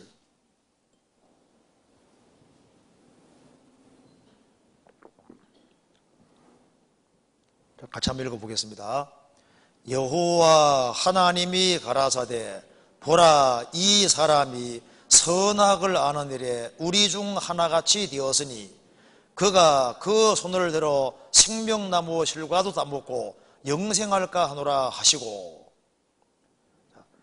여호와 하나님이 가라사대 보라 이 사람 아담이 선악을 아는 일에 우리 중 하나같이 되었으니, 하나님은 선악을 알지만은 자신을 절대적으로 통제할 수 있는 능력이 있잖아요. 인간은 선악을 알지만은 통제할 힘이 없는 겁니다. 그런데 여기서 선악을 아는 일에 우리 중 하나같이 되었으니 이게 무슨 뜻이냐? 이게 삼위일체 가리키는 겁니다. 성부, 성자, 성령 중 하나같이 되었다, 그런 뜻입니다. 창세기 1장 봐보세요. 1장 26절. 하나님이 가라사대 우리의 형상을 따라 우리의 모양대로 우리가 사람을 만들고 그로 바다의 고기와 공중의 새와 육축과 온 땅과 땅에 기는 모든 것을 다스리게 하자 하시고, 하나님이 가라사대, 하나님이신데 우리라고 했습니다. 삼일체 가리키는 거예요. 창세기 11장 봅시다.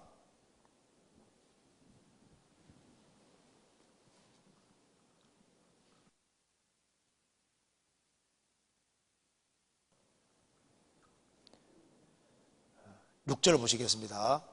여호와께서 가라사대 7절에 자 우리가 내려가서 거기에서 그들을 혼잡게 하여 그들로 서로 알아듣지 못하게 하자 하시고, 여호와께서 가라사대 자 우리가 내려가서, 여호와인데 우리죠. 하나님은 한 분이신데 성부 성자 성령 구별이 있는 겁니다. 그래서 세례 줄 때도 너희는 가서 모든 족속으로 제자를 삼아 아버지와 아들과 성령의 이름으로 세례를 주고, 어디 되죠? 아버지와 아들과 성령의 이름으로. 이름은 단수인데 아버지와 아들과 성령, 그 삼일체 가리키는 겁니다. 그래서 여기에 우리 중 하나가 지었다는 것은 삼일체를 가리키는 것이고, 삼일체에서 중요한 것은 예수님이 하나님이라고 하는 걸 아는 것이 제일 중요합니다. 왜 삼일체를 중요하게 생각하냐 하면은 예수님이 하나님이 아니라는 사람이 있기 때문에 하는 말인 거예요. 그래서 예수님이 하나님이라는 걸 확실하게 알면은 그 삼일체라는 용어를 잘 몰라도 큰 문제가 안 됩니다. 그 성부, 성자, 성령이 하나님이신데 예수님이 진짜 하나님이라는 게 중요한 거예요. 자, 신약 한번 찾아봅시다. 요한복음 1장 보시겠습니다. 예수님이 진짜 하나님이신지 한번 봅시다. 요한복음 1장 1절.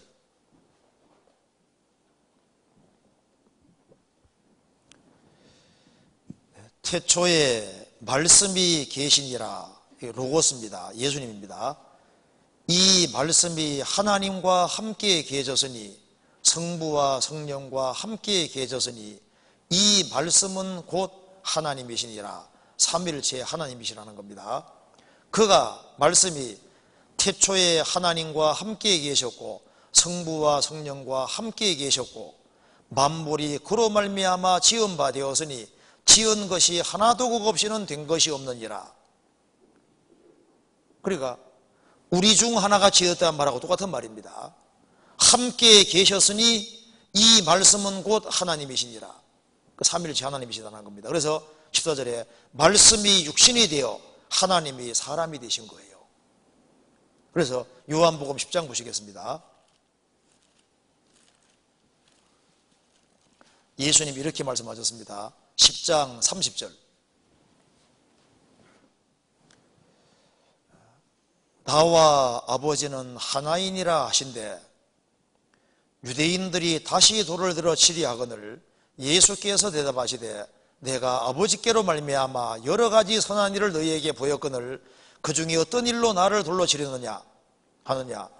유대인들이 대답하되 선한 일을 인하여 우리가 너를 돌로 치리는 것이 아니라 참남함을 인함이니 내가 사람이 되어 자칭 하나님이라 하미로다. 예수님께서 나와 아버지는 하나다, 이 말은 뭡니까? 내가 하나님이란 말이지 않습니까? 대통령과 나는 하나다, 그 말은 뭡니까? 내가 대통령이라는 소리잖아요. 유대인들 막 돌로 쳐 죽여버리려고 했습니다. 네가 사람이 되어 자칭 하나님이라 하미로다. 예수님은 진짜 하나님이십니다. 요한복음 14장 보시겠습니다. 14장 7절. 너희가 나를 알았다면 내 아버지도 알았으리로다. 이제부터는 너희가 그를 알았고 또 보았느니라. 필립이 가로되 주여 아버지를 우리에게 보여주옵소서. 그리하면 족하겠나이다. 예수께서 가라사대 필립아 내가 이렇게 오래 너희와 함께 있어도 내가 나를 알지 못하느냐. 나를 본 자는 아버지를 보았거늘 어찌하여 아버지를 보이라 하느냐. 우리에게 아버지 보여달라고 하니까 예수님 말씀하시기를 나를 본 자는 아버지를 보았거늘 어찌하여 아버지를 보이라 하느냐. 예수님은 눈에 보이지 않는 하나님의 진짜 눈에 보이는 사람 모습을 취하신 분인 거예요. 진짜 하나님이신 겁니다. 요한복음 20장 보시겠습니다.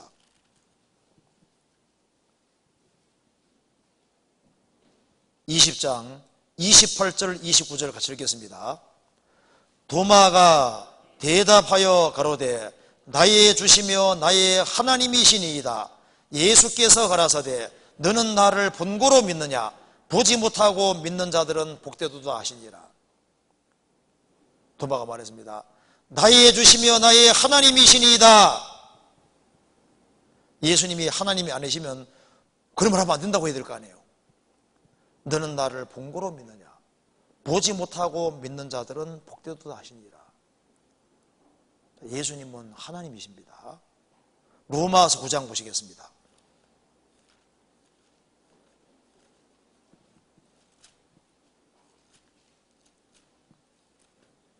자, 9장 5절 같이 읽어보겠습니다. 같이 읽겠습니다.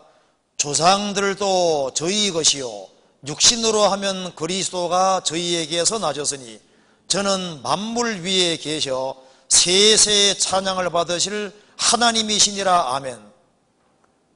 성경에 나와 있는 모든 조상도 다 유대인 것이고 육신으로 하면 예수님도 유대인에 나셨으니까 유대인이라는 겁니다. 그런데 저는 예수님은 만물 위에 계셔 세세의 찬양을 받으실 뭐라고요?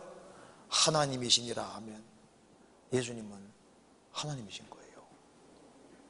요한일서 5장 보시겠습니다.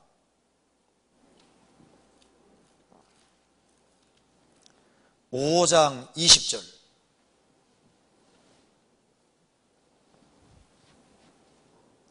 같이 읽겠습니다. 또 아는 것은 하나님의 아들이러 우리에게 지각을 주사 우리로 참된 자를 알게 하신 것과 또한 우리가 참된 자 곧 그의 아들 예수 그리스도 안에 있는 것이니 그는 참 하나님이시요 영생이시니라. 하나님의 아들이 오셨는데 우리는 그의 아들 예수 그리스도 안에 있는데 그 예수님이 누구냐? 그는 참 하나님이시요 영생이시니라. 그래서 요한복음 17장 3절에 영생은 곧 유일하신 참 하나님과 그의 보내신 자 예수 그리스도를 아는 것이니이다. 유일하신 참 하나님과 그의 보내신 자 예수 그리스도. 예수님이 오셨는데 그는 참 하나님이시오. 성부, 성자, 성령이 진짜 하나님이십니다. 예수님 자신이 이렇게 말씀하셨습니다. 요한계시록 1장 보시겠습니다. 1장 8절 같이 읽어보겠습니다. 주 하나님이 가라사대 나는 알파와 오메가라 이제도 있고 전에도 있었고 장차 올 자요 전능한 자라 하시더라. 영어 성경에 보면은 예수님이 직접 하신 말씀은 전부 다 빨간 거로 되어 있거든요. 이렇게 주 하나님이 가라사대 예수님이 직접 하시는 말씀입니다. 빨간 거로 되어 있습니다. 예수님입니다. 예수님이 직접 말씀하시기를 자신 가르쳐서 주 하나님이라고 말씀하시면서 주 하나님이 가라사대 나는 알파와 오메가라. 알파는 헬라 말의 첫 글자, 오메가는 마지막 글자. 나는 알파와 오메가라. 이제도 있었고 전에도 있었고 이제도 있고 전에도 있고 장차 올 자요 전능한 자라. 예수님이 자신 가르쳐서 전능한 자라. 이 우주를 다 창조하신 분인 거예요. 요한계시록 22장 보시겠습니다. 8절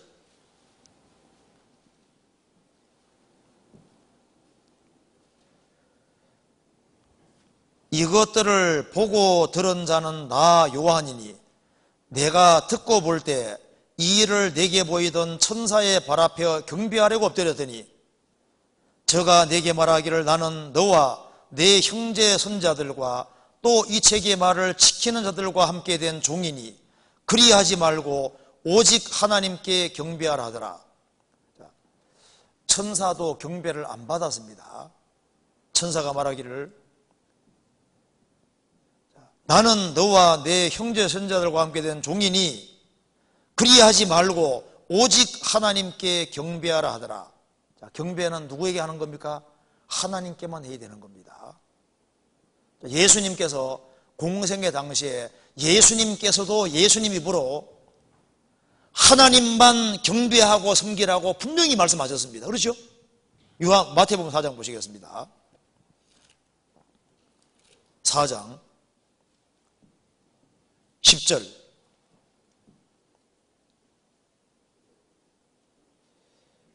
이에 예수께서 말씀하시되 사단아 물러가라. 키로 가여서되 주 너의 하나님께 경배하고 다만 그를 섬기라 하였느니라. 예수님 지금 말씀하시기를 주 하나님께 경배하고 다만 그를 섬기라고 예수님이 직접 말씀하셨는데 예수님이 경배 받았습니까? 안 받았습니까? 경배 받았잖아요. 태어나면서부터 경배 받으셨거든요. 마태복음 2장 보시겠습니다. 2장 11절. 집에 들어가 아기와 그 모친 마리아에 함께 있는 것을 보고 엎드려 아기께 경배하고. 예수님이 하나님만 경배하라고 하신 예수님께서 탄생할 때부터 경배를 받았습니다. 그리고 예수님이 죽으시고 부활하신 이후에도 경배를 받으셨잖아요. 공생애 중에도 경배를 받으셨습니다. 마태복음 28장 9절.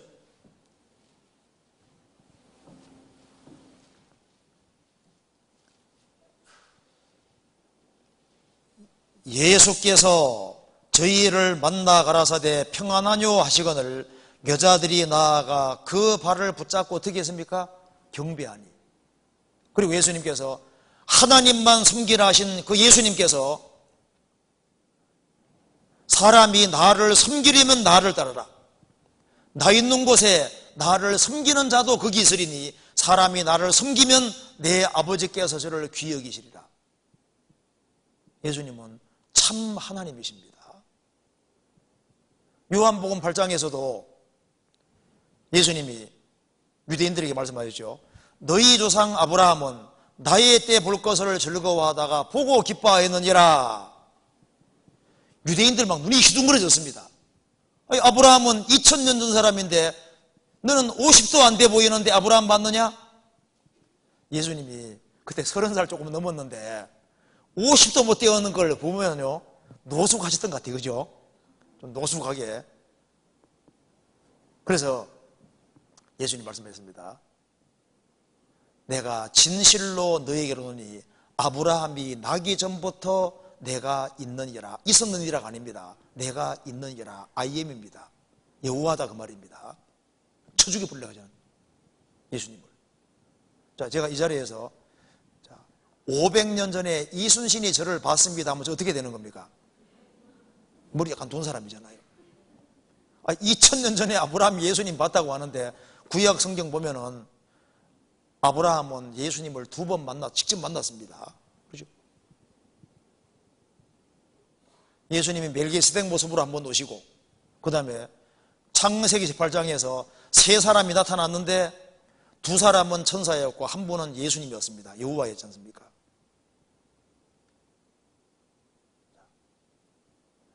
예수님은 하나님이신데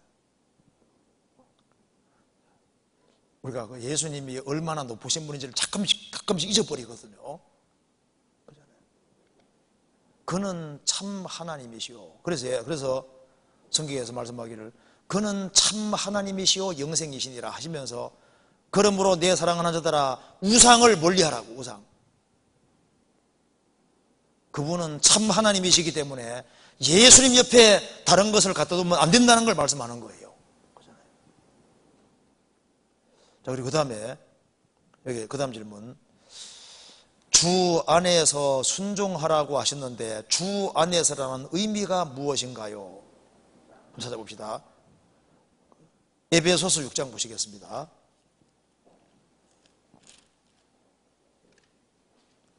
6장 1절 한번 같이 읽어보겠습니다.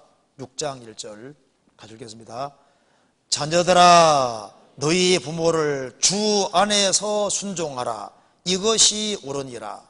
여기 이제 너희 부모를 순종하는데 주 안에서 순종하라. 그 말은 주님 말씀에 근거해서 주님 말씀 테두리 안에서 그 말입니다. 그러니까 주 안에서 순종하라, 주 밖에서가 아니라 주 안에 순종하라는 뜻은 쉽게 설명드리면 이런 뜻입니다. 하나님은 믿고 구원받으라고 말씀하셨는데 부모는 구원받지 말으라고 합니다. 그럴 때 누구 말을, 그때 부모 말씀을 순종해야 됩니까? 하나님 말씀 순종해야 됩니까? 하나님 말씀에 순종해야 되는 거예요. 그러니까 구원은 받고, 그리고 믿지 말고 구원받지 말아라는 그 말은 순종할 수 없다 그 말입니다. 그거 말고는 또 순종을 해야 되는 거예요. 그렇지 않습니까? 무슨 말 이해되죠? 부모가 도적질을 하라고 한다 합시다. 도적질을 해오라고 한다고 하면은 부모에게 순종하기 위해 도적질을 해야 됩니까? 아니잖아요. 왜? 하나님이 그러지 하지 말라고 하셨으니까. 왕이, 느부갓네살 왕이 우상 숭배를 하라고 했습니다. 사드락 메삭 아벤노고는 왕을 존중했지만은 우상 숭배는 하나님이 금지하는 거니까 풀무불에 들어가면서도 순종하지 않았잖아요. 순종하되 주 안에서 순종하는 거예요. 성경에서는 제상에 참여해서 제상에 있는 것을 우상제물 먹지 마라, 제상에 올라간 거 먹지 말아야 되거든요. 그리고 제상 앞에 절하면 안 된다 그 말입니다. 성경에 금지하고 있잖아요. 그런데 부모는 제상에 절하라고 합니다. 그런데 그건 순종할 수 없는 거예요. 그리고 그거 제외하고 하나님 말씀을 어기는 걸 제외하고는 부모에게 정상적으로 순종하고 최선 다해야 되는 것이 맞죠.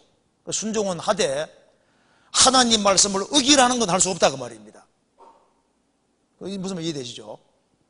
그리고 성경에 말씀하기를 과부가 결혼하되 주 안에서만 하라고 되어 있죠.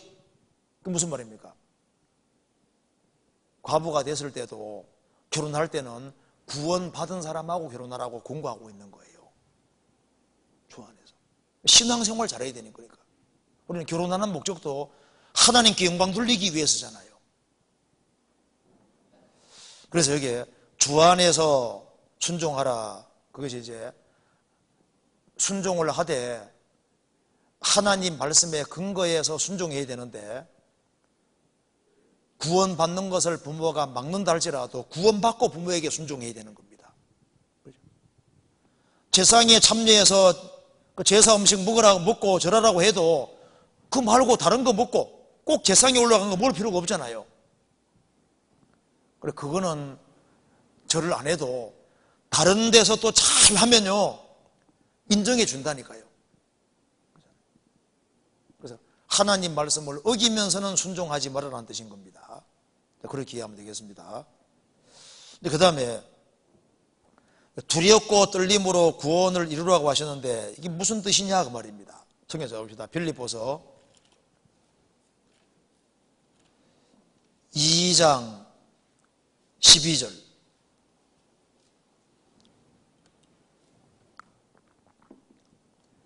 그러므로 나의 사랑하는 자들아 너희가 나 있을 때뿐 아니라 더욱 지금 나 없을 때에도 항상 복종하여 두렵고 떨림으로 너희 구원을 이루라.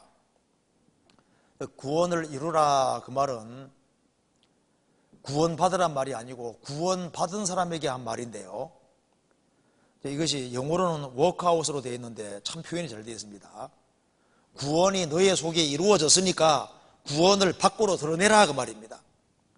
너가 구원받은 것이 사실이면은 구원받은 사람답게 구원받은 사람이란 걸 밖으로 드러내라 그렇게 되어 있습니다. 이제 생명 얻었으면은 운동하고 이렇게 해서 이제 건강하게 돼야 되는 것처럼 내가 하나님의 생명 얻은 사람이라면은 생명 얻은 사람이라는 것을 바깥으로 드러내라. 그래서 그리스도인들답게 살아야 될 것을 말씀하는 겁니다. 그런데 여기서 이제 두렵고 떨림으로 구원을 이루라고 하셨는데 두렵고 떨림으로라는 뜻이 뭐냐 그 말입니다. 두렵고 떨린다는 말은 지옥 갈까봐 두렵고 떨린다는 말이 아닙니다. 구원받은 사람은 무서워하는 종의 영에서 해방이 돼서 하나님 아들이 됐습니다. 그런데 왜 두렵고 떨림으로, 그리고 항상 복종하여 두렵고 떨림으로 라고 말을 사용하셨냐 하면은, 하나님은 하나님이십니다. 자, 구원을 받은 사람에게도 이제 하나님께서 아들로 다루시기 때문에, 거기에 공의가 작용을 합니까, 안 합니까? 하잖아요. 크리스찬이 이제 신앙생활 속에서 하나님은 철저하신 분이기 때문에 심은 대로 거둬요. 진짜 신기합니다. 하나님이 계산이 정확하시거든요. 그래서 구원받고 처음부터 복종하고 순종하는 길을 택하는 것이 현명하다는 걸 얘기를 겁니다. 항상 복종하여 두렵고 떨림으로 너희 구원을 이루라. 왜 이 말을 하냐 하면은, 일단 하나님이 하나님이시기 때문에 그런 거예요. 성경 찾아봅시다. 베드로전서 1장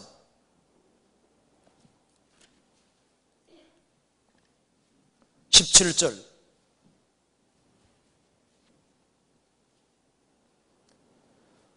같이 읽어보겠습니다. 외모로 보시지 않고 각 사람의 행위대로 판단하시는 자를 너희가 아버지라 부른즉 너희의 나그네로 있을 때를 두려움으로 지내라.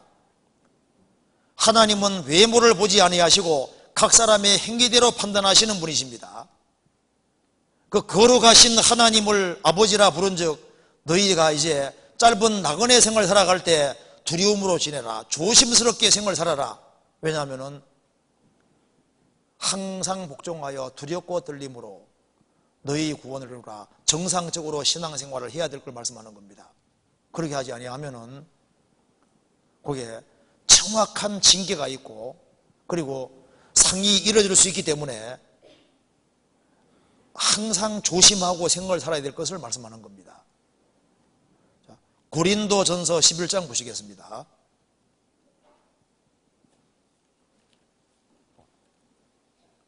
11장 30절 보시겠습니다.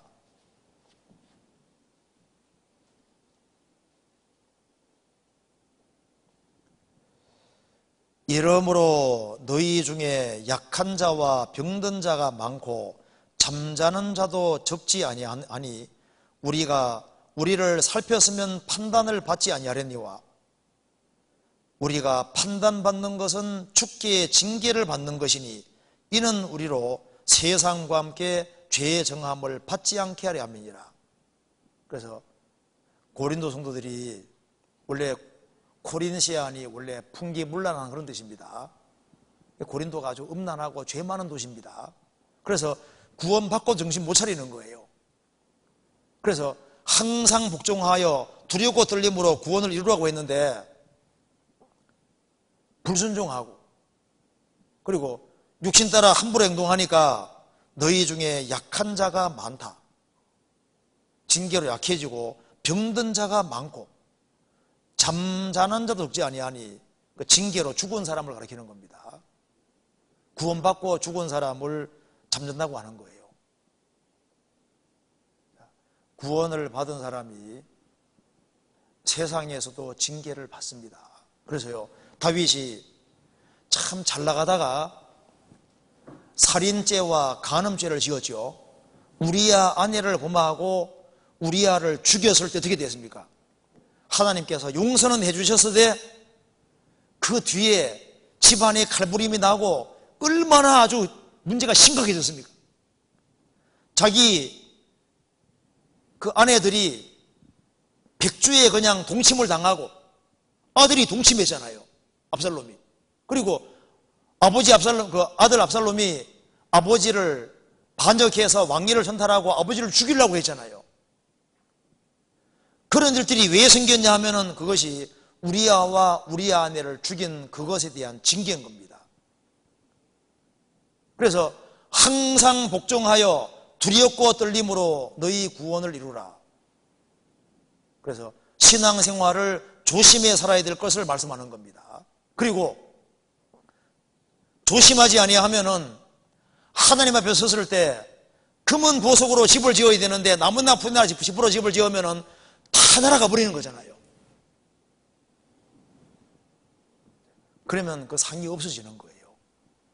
그래서 상 잃지 말으라고 했습니다. 조심해야 되는 거예요. 성경에서 봅시다. 여기 요한 2서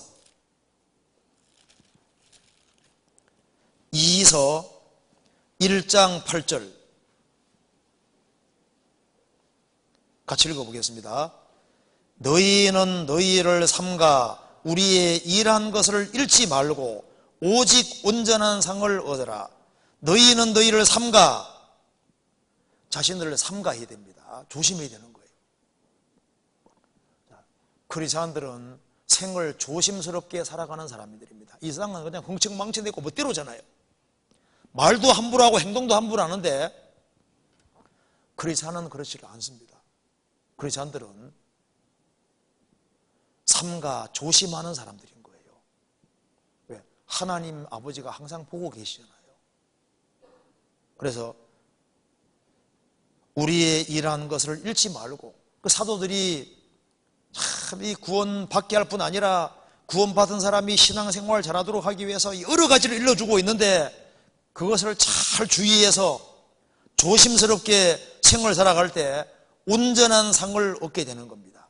주님 주고자 하는 상을 다 얻을 수 있게 되는 거예요. 그리고 또 질문은 또한 경외란 무엇인가요? 하나님을 경외한다, 하나님을 공경하고 두려워한다, 그런 뜻인데요. 이게 참 막연하잖아요. 하나님을 경외한다, 이 말이 참 막연합니다. 그러니까 이렇게 이해하면 돼요.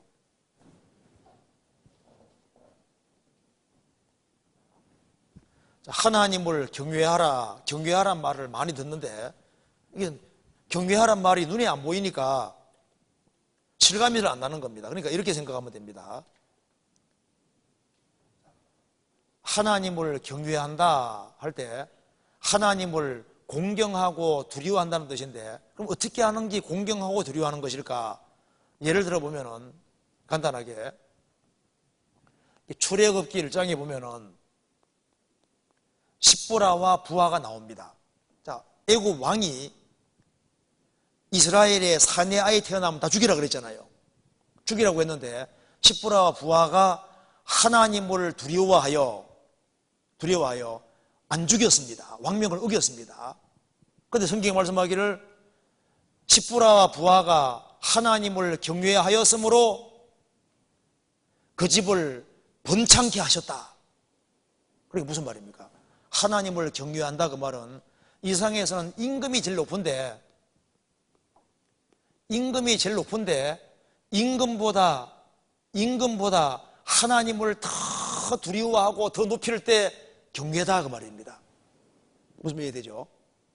경외한다 그 말은 하나님을 최고로 높인다, 그런 뜻인 거예요. 이 세상에서 최고 높으신 분이 누구냐? 진짜 사장님도 아니고 임금도 아니고 주님이 최고 높으신 분이다. 그게 하나님을 경외하는 게 되는 거예요. 하나님의 명령을 더 두려워하는 것이 하나님을 경외하는 거다, 그 말입니다. 그리고 창세기 22장에 보면은 하나님께서 독자 이삭을 바치라고 하셨습니다. 그래서 아브라함이 아침 일찍 일어나서 독자 이삭을 모리아 산에 데려가서 바치잖아요. 아브라함이 폰만 잡은 것이 아닙니다. 내가 독자 이삭을 탁 찌르려고 할 때 하나님이 그만하겠지, 그렇게 생각한 게 아니라 탁 찌르려고 폼 잡은 게 아니잖아요. 성경에 설명하기를 아브라함은 하나님 말씀 듣기를 하나님이 이삭 통해서 예수님이 오신다고 말씀해 주셨기 때문에 자신이 이삭을 죽일지라도 그 자리에서 다시 살릴 걸 믿었다고 되어 있는 거예요. 그래서 진짜 이삭을 죽이려고 했던 겁니다. 죽이려고 하니까 하나님께서 아브라함아 그러잖아요. 이제야 내가 나를 경외하는 줄 알겠다. 그러니까 하나밖에 없는 독자 이삭, 사랑하는 이삭, 이거보다, 자식보다 하나님을 더 사랑하고 더 높일 때 하나님을 경외한다고 표현하신 겁니다. 또한 잠언 8장에 보면은 여호와를 경외하는 것은 악을 미워하는 것이라고 했습니다. 그러니까 악을 미워하는 것이 여호와를 경외하는 거예요. 그러니까 요셉이 에집트에서 보디발 아내가 유혹을 하지만은 내가 어떻게 하나님께 득죄하리까, 그게 하나님을 경외하는 겁니다. 악으로 유혹할 때 악에 대해서 노하는 것이 그게 뭐예요? 그게 여호와를 경외하는 거다 그 말입니다. 그리고 사무엘상 2장에 보면은 하나님께서 엘리 제사장 책망하시면서 너가 어떻게 해서 나보다 너의 아들들을 더 소중히 여겨서, 그렇게 책망하시잖아요. 그러면서 하나님께서는 하나님을 존중히 여기는 사람을 존중히 여기고 하나님을 경멸히 여기는 사람을 멸시하실 것이라고 했습니다. 그러면 어떻게 하는 것이 하나님을 존중하고 경외하는 거냐? 엘리의 두 아들은 불량자인데 먼저 하나님께 돌아가야 될 것을 갈고리로 탁 채서 자기가 가져갔잖아요. 그게 여호와를 경멸히 이기는 거다 그 말이에요. 그러니까 하나님 우선주의로 사는 것이 하나님을 존경하는 거예요. 하나님을 경외하는 겁니다. 먼저는 하나님, 그게 하나님을 경외하고 높이는 게 되는 거예요. 이해되시죠? 그래서 하나님을 경외하는 사람은 복을 받게 되어 있습니다. 인생을 하나님 중심으로 살고 하나님을 가장 높이고 하나님을 가장 사랑하고, 그리고 악에 대해서 악을 미워하는 그것이 하나님을 사랑하는 것이 되는 거예요. 그게 하나님을 경외하는 것이라고 성경에 말씀했습니다. 그래서 하나님을 경외하는 사람의 그 보응이 있는 거예요. 성경 찾아봅시다. 잠언 22장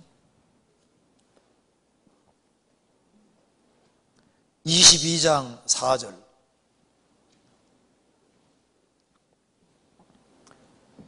같이 읽어보겠습니다. 4절. 겸손과 여호와를 경외함의 보응은 재물과 영광과 생명이니라. 자, 겸손한 사람이 여호와를 경외할 수 있습니다. 겸손과 여호와를 경외함의 보응은 재물과 영광과 생명이니라. 그래서 겸손하게 하나님을 경외하는 사람은 하나님께서 영육간에 도와주시는 겁니다. 그렇잖아요.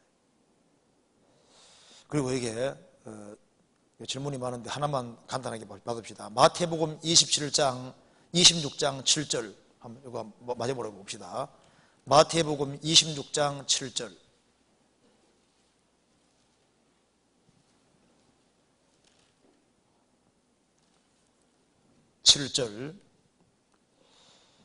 제가 읽어보겠습니다. 예수께서 베다니 문둥이 시몬의 집에 계실 때 한 여자가 매우 귀한 향료 한 옥합을 가지고 나와서 식사하시는 예수의 머리에 부으니, 여기서 이제 이 말씀에서 보면은 여자가 식사하시는 예수님 머리에 향유를 부었는데 실례가 아니지요. 식사하고 있는데 머리에 확 들어보면은 실례가 아니냐 그 말입니다. 참 좋은 질문 같지, 맞죠? 근데 여기에 이렇게 한 사람이 마리아입니다. 자, 마리아가 왜 이렇게 했을까요? 자, 마리아는 마르다하고 다르게 마리아는 나사로, 마르다, 마리아, 이 세 사람은 정말 예수님을 가까이 한 사람이잖아요. 그래서 나사로는 자기 오랍인데 죽은 지 나흘 됐는데 예수님이 살리셨잖아요. 그리고 마리아는 예수님이 자기 집에 왔을 때 예수님 발 아래에서 말씀을 열심히 들었다고 되어 있는 거 아시죠? 그러니까 마르다는 준비하는 일이 많아서 분주한데 마리아는 예수님 말씀을 귀담아 열심히 들었습니다. 그런데 예수님 얘기를 들으면서도 예수님 제자들은 아무것도 못 깨닫는데 마리아는 중요한 걸 딱 깨우친 거예요. 뭘 깨우친지 아세요? 예수님이 곧 죽으시는구나 하는 걸 깨우친 겁니다. 그래서 그 뒤에 보면은요, 26장 보시겠습니다. 12절. 이 여자가 내 몸에 향유를 부은 것은, 그러니까 머리에 부었는데 몸에 향유 부었다 그랬죠? 그 머리에서 흘러가지고 몸에서 발까지 다 내려간 거예요. 그러니까 귀한 옥합을 깼는데 어떤 사람도 머리에 깬 줄 아는데 아니고 예수님 머리에다 콱 깨서 부은 줄 아는데 그러지는 않고 깨워서 예수님 머리에 부은 겁니다. 예수님 머리에다가 콱 깬 게 아니다 그 말입니다. 그래서 여기 보면, 그래서 여기에 이 여자가 내 몸에 이 향유를 부은 것은 내 장사를 위하여 함이니라. 마리아가 신뢰가 되는지를 왜 모르겠어요. 그래서 마리아가 이렇게 행동하는 것에 대해서 사람들이 분하게 여기잖아요. 그런데 예수님은 크게 칭찬을 했습니다. 왜냐하면 마리아는 이제 예수님이 곧 죽으시는데 자신이 예수님에게 뭔가 사랑과 감사를 표현해야 되겠는 거예요. 이제 곧 죽으시고 아버지 앞에 가시는데 예수님이 살아계실 동안에 곧 죽으시는 걸 알고 300데나리온 남자 장정이 300일 동안 일하는 돈입니다. 그리고 1년 동안 1년치 월급이나 마찬가지인 거예요. 그거로 가장 귀한 향유를 사서 예수님에게 완전히 쏟아 부은 거예요. 예수님을 정말 사랑하고 예수님이 곧 죽으시는 것을 알고 이렇게 한 겁니다. 그래서 예수님께서 내가 진실로 너희에게 이르노니 온 천하에 어디서든지 이 복음이 전파되는 곳에는 이 여자의 행한 일도 말하여 저를 기념하라가 아니라 기념하리라. 그러니까 복음이 전해지는 곳에는 마리아와 같이 자신을 복음을 위해서 전적으로 헌신하고 바치는 이런 사람들이 있을 것을 말씀하는 겁니다. 계속적으로. 그래서 마리아는 예수님의 죽음을 앞두고 예수님에게 부은 거예요. 자기 전 존재를 부은 겁니다. 그리고 이제 예수님이 죽으시고 부활하신 이후에 예수님의 죽으심이 전해지는 곳마다, 복음 전해지는 곳마다 마리아처럼 하나님 은혜와 사랑에 감사하는 사람들은 자신을 전적으로 헌신하고 복음에 자신을 쏟아붓는 그런 사람들이 계속 될 것이기 때문에 복음 전해지는 곳에는 마리아 이야기가 계속 나오게 될 거다 그 말입니다. 마리아가 이렇게 했으니 우리도 이렇게 하자는 얘기가 계속 나오게 될 것을 말씀하는 거예요. 그래서 복음 전해지는 곳에는 의뢰 뭐가 등장하느냐? 마리아가 등장하게 된다 그 말입니다. 마리아가 결혼 자금인지 뭔지 모르겠지만은 자기가 가장 귀하게 여겨난 걸 다 허비해서 옥합을 사서 예수님에게 부었잖아요. 주님께서 가장 칭찬하셨습니다.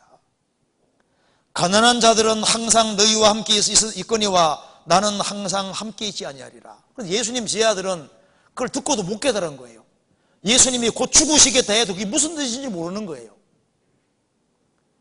마리아는 생각이 깊은 여자입니다. 그래서 자기 살아생전에, 예수님이 살아생전에 가장 귀한 것을, 옥합을 깨트리는 것으로 표현해 준 겁니다. 그래서 예수님께서 크게 칭찬하셨습니다. 그래서 신뢰가 아니고 주님이 크게 기뻐하셨어요. 그래서 주석을 한번 찾아보니까 식사 도중은 아닐 거라고 합니다. 보통 이렇게 식사하기 위해서 이렇게 비스듬히 이렇게 앉아 있지 않습니까? 원래 이스라엘 사람 식사하는 습관이 이렇게 또 기대 가지고 이렇게 반쯤 들어 누워서 식사하지 않습니까? 이렇게 그때 예수님에게 부어서 이렇게 몸 전체를 흘러갔던 것 같습니다. 그 예수님 장사를 미리 준비하신 거다 그 말입니다. 그렇게 이해하면 되겠습니다. 오늘 여기까지 하고 또 다음에 또 이어서 하도록 하겠습니다. 같이 기도하시겠습니다. 제가 기도하겠습니다. 자비로우신 우리 아버지 하나님 감사합니다. 우리에게 믿을 수 있는 증거로 성경을 주시고 또 저희들이 어떻게 행할 것을 알게 해주시는 것을 감사합니다.